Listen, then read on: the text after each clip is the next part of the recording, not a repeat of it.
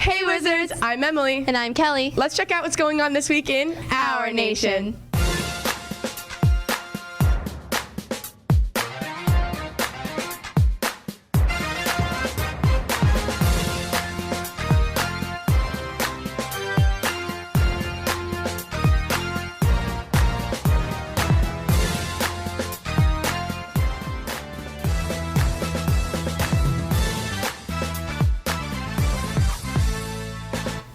Weekly Regents Review class for Algebra 2 and Geometry will take place from October through May. Review sessions for Geometry will be held every Tuesday, and Algebra 2 will be held every Thursday from 3:30 to 4:30 in room 134. Sign-up sheets will be on the counter in the main office. The Tri-M Music Honor Society will be hosting a Cocoa Cafe next Wednesday, December 20th at 7 p.m. in the large cafeteria. Come and hear your high school peers sing and play holiday tunes. Tickets will be a suggested $5 donation. Attention all seniors. The all-night party will be at the castle this year. The cost has been reduced to $100, and you can submit a $25 deposit to the main office to reserve your spot.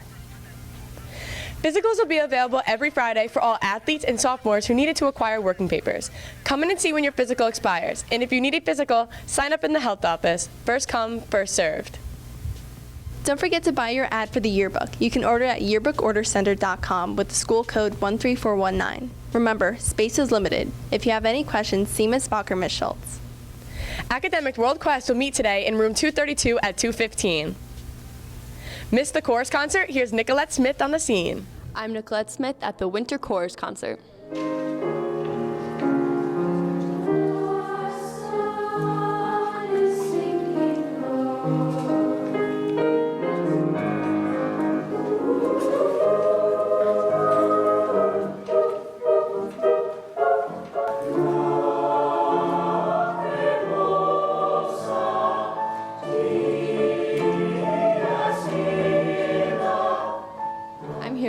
Celine Estrada. So, Celine, what's your favorite song that you're singing tonight?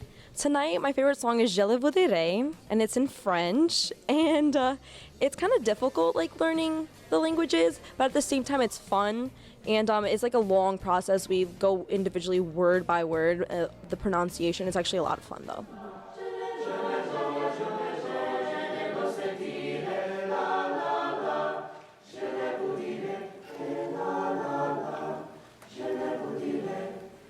What other languages do you guys sing in? Tonight we're singing in English, Italian, and French.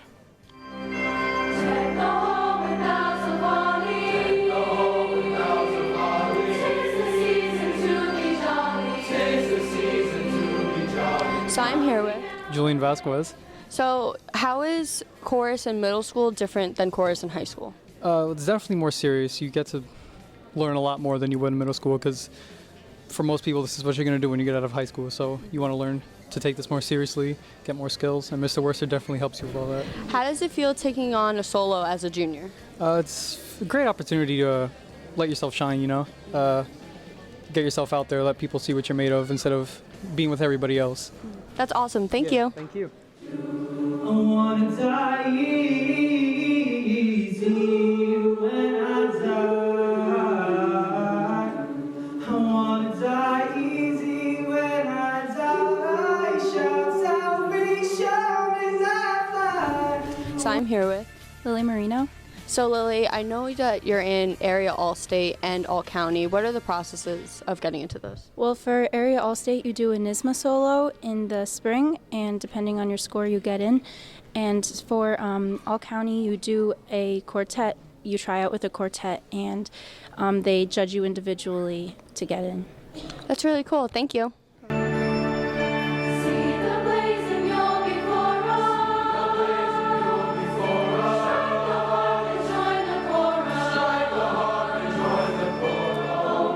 Sometimes up and sometimes down, coming for to carry me home. But still my soul feels heavenly bound, coming for to carry me home. I'm Nicolette Smith from BGTV signing off. Back to you in the studio. And here's Jeremy Gutierrez with your weekly sports update.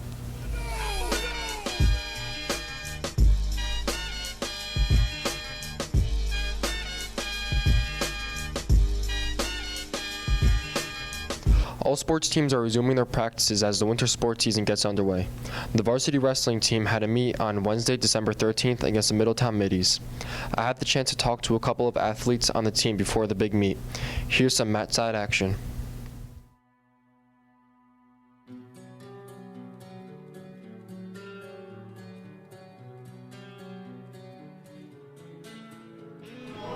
Hey Wizards, it's Jeremy Gutierrez reporting live from the Washingtonville Wizards wrestling practice with Drew Marchese.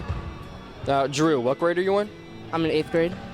And as an 8th grader, how has the training and practicing been different from the middle school level to the high school varsity level? Well, it's been a lot different, really. Varsity wrestling's like a lot more like hard and stuff, and it pushes you to your limits. But you know, you just got to push through that and like get past the barrier. Okay, thank you very much.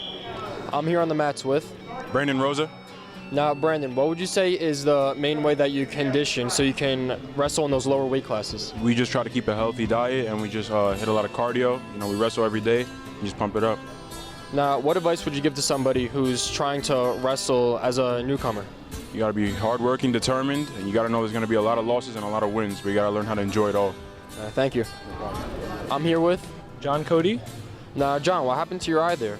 We were doing live wrestling, hand fighting drills, all that, and my partner, we were pulling each other a little too hard, and well, we head-butted each other, and the result was my eye got like a little messed up. Now, how long were you out for?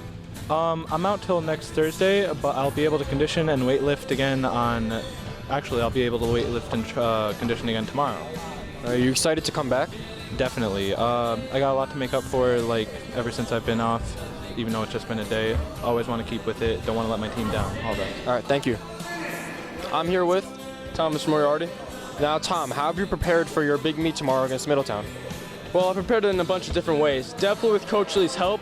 He's been pushing us in the weight room during practice, and my drill partners, they've really helped me become the better wrestler I am through pushing me when I'm tired and just showing me moves when I get it wrong. So that's how I prepared. You heard it here, Wizards. Don't forget to come to the Washingtonville Gymnasium at 6 o'clock.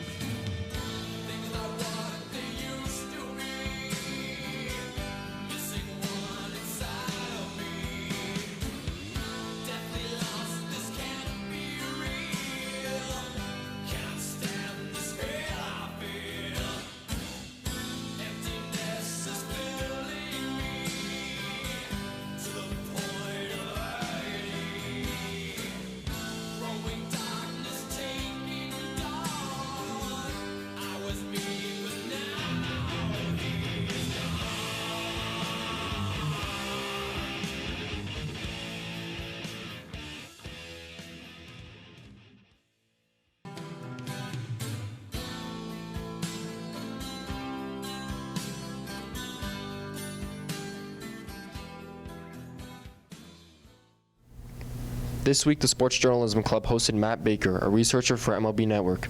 Here's Matt Benson with the coverage. Well, that about wraps it up for me. You stay classy, Wizards. Tomorrow we have a guest speaker coming in. His name is Matt Baker from the MLB Network. He's one of their top researchers. He works on almost all the TV shows, especially the ones you'll see in prime time. He's worked a lot of live events. He's worked with guys like Bob Costas, John Smoltz, Pedro Martinez. Hi. I'm Matt Benson from BGTV, here with Matt Baker. Mr. Baker, as a researcher for MLB Network, how would you describe your job? I would say we're mainly information pushers. We try to get ideas and stats and info to the talent to be used on the air on a daily basis. At what point in your life did you start to consider this as a profession? Well, I was always a sports fan growing up, but I would say when my high school, about junior, senior year, when I decided I wanted to be a sport management major, I would say once then I realized I wanted to make it part of my my career. All right. How would you say majoring in sports management at Seton Hall helped prepare you for your future? I would say one thing is I got some internships that helped me just kind of get contacts and working in the sports field, and also some of the courses I took for the writing side helped me get concise writing, which is important writing in the sports TV field, learning how to write effectively, concisely, and easy to be used on the air, which is stuff that we do every day. Easy for the talent to read and then use during all the broadcasts. What is it like to be part of a journalist team? It's exciting because every day is different and news breaks at any time, and you never know what's going to happen once you walk into work. At least from my job, trades and signings, and every day, every game is different, so you're going to have different stuff to talk about. So it's just an exciting field. It changes every single day. For anyone looking to be a sports analyst or researcher, what advice would you give them? I would say to make as many contacts as you can, to get as many examples of your work. If you're writing, to get samples and as many samples and different things, whether it be a blog, whether it be in newspapers. And in the broadcast side, just get as many tapes of yourself, get as much first-hand experience as you can. I want to leave you with this last question. Do you believe that if you do what you love, you never work a day in your life? Absolutely. I'm really lucky that every day I'm working in baseball, so it doesn't feel like I'm looking at baseball stats, I'm watching baseball, like it's what I love, so yeah, it definitely does not feel like a job. All right, thank you for your time. I'm here now with sports journalism president John Catino. So I know you're planning on being a sports management major. What were you able to walk away with from Mr. Baker's interview? I learned that you have to be very humble to be in the sports management. You have to follow up. You have to, put yourself out there. And there may be down times when you don't have a job for a while, but if you keep doing what you do and you love it, you'll get there eventually. So would you say his presentation gave you a good idea of what your potential career could entail? Definitely. I mean, he was an MLB Network guy. I love NHL, so it's a big difference, but I mean, they work out of the same place, he was telling me. But definitely gave me stepping stones of what I could possibly be doing in the future. So how would you describe the Sports Journalism Club? Do you do these guest speaker presentations often? No, we don't do guest speaker presentations that often. I mean, this year I'm trying to get my dad, actually, he's friends with a goaltender's wife in the NHL, so she's going to try and come guest speak for us on like Skype or something, so we're going to try to do that this year. All right. Thank you, John. I'm Matt Benson signing off. Back to you in the studio. And here's a brief word from our sponsors.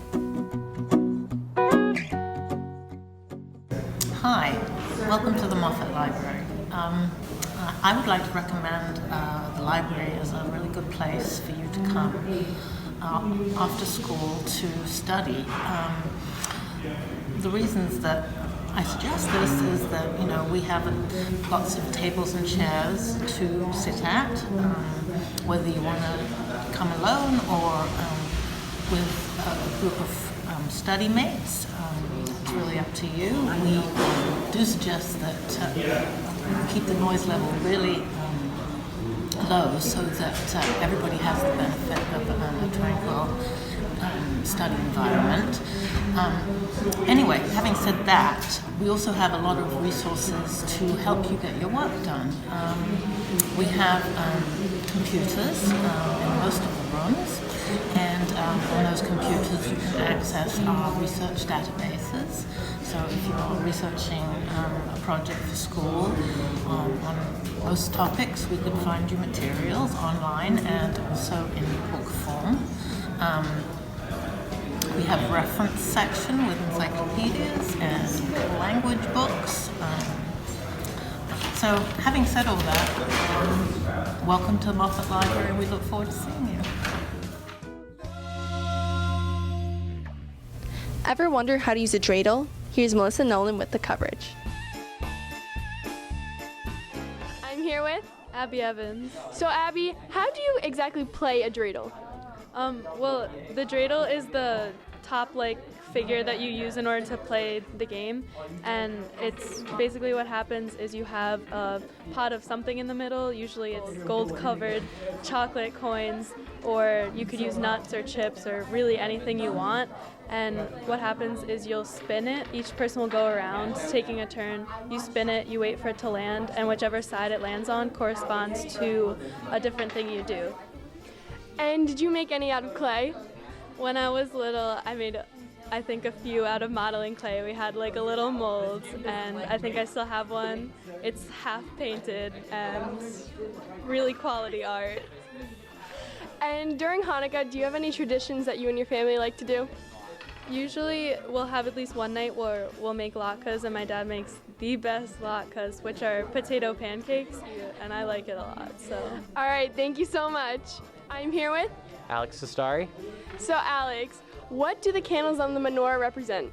The candles on the menorah represent kind of the 8 nights of Hanukkah. There's 8 candles that kind of symbolizes the 8 days and 8 nights that they lasted during Hanukkah. And if there is one interesting fact that people don't know about Hanukkah, what would it be? I guess that you get 8 gifts for every night. You got a gift for every night. And what did you get last night? Actually this. Oh, really? Yeah. That's awesome. Thank you so much. Yeah. I'm Melissa from BGTV, signing off. Back to you in the studio. Ever wonder what's going on around the halls of WHS? Here's Metakakia on the move. Hey Wizards, my name's Caitlin Metakakia, and today we'll be playing Would You Rather. Let's get moving. So, would you guys rather be class clown or teacher's pet? Teacher's pet because I can get all the good grades. Teacher's pet because, I don't know. A couple of good students. And for you guys, would you rather write 5 essays or have to give a speech in front of the entire school? I'd probably give the speech because once I get it over with, I'm kind of just done with it. That's a good answer. And you?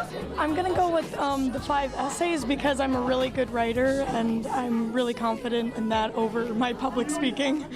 Me too. All right, well, thank you guys. So, would you rather relive high school or relive middle school? High school, 100%. Okay, and would you rather sit next to your best friend in class or the smartest kid? Probably my best friend, because if you sit next to the smartest kid, you're never going to learn anything. So, because you're just not going to, like, absorb the information. But don't you think you'll be spending your time talking to your best friend? Yes, but I'd rather do that than learn. All right, fair enough. Well, thank you. Okay, guys, would you rather write 5 essays or give a speech in front of the whole school? Give a speech in front of the whole school, easily. I would definitely write 5 essays. Hey! Okay, quick question for you. Would you rather take 5 Regents exams or 3 AP exams? 5 Regents exams. Really? Okay. And would you rather have 6 years of continuous school, no breaks, or 12 years but you get your normal summer breaks, holiday breaks, everything like that? I'd go 12 years with my breaks. I like breaks. Okay, well, thank you. So, would you rather be the class clown or the teacher's pet? I gotta go with teacher's pet on that one. I guess the teacher's pet. Okay, well, how about this? Would you rather have the education of a first grader and everyone else have a normal education? Or everyone else have the education of a first grader and you have a normal education? I want the normal education. I'm gonna be president. The second one. Can I ask you a couple questions real quick? Sure. Okay, so honestly, would you rather relive high school or relive middle school? Probably high school.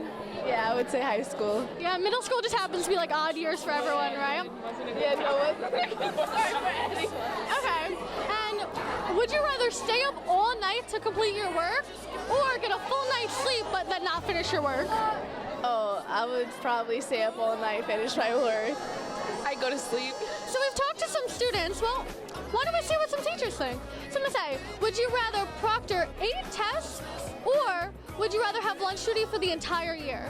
Oh, I'd rather have lunch duty for the entire year. You get to chit-chat with the kids. Well, that's such a nice answer. Okay. Well, then how about this? When you were in high school, were you the teacher's pet or were you the class clown? Oh, I was definitely the teacher's pet. All right, well, thank you. You're welcome.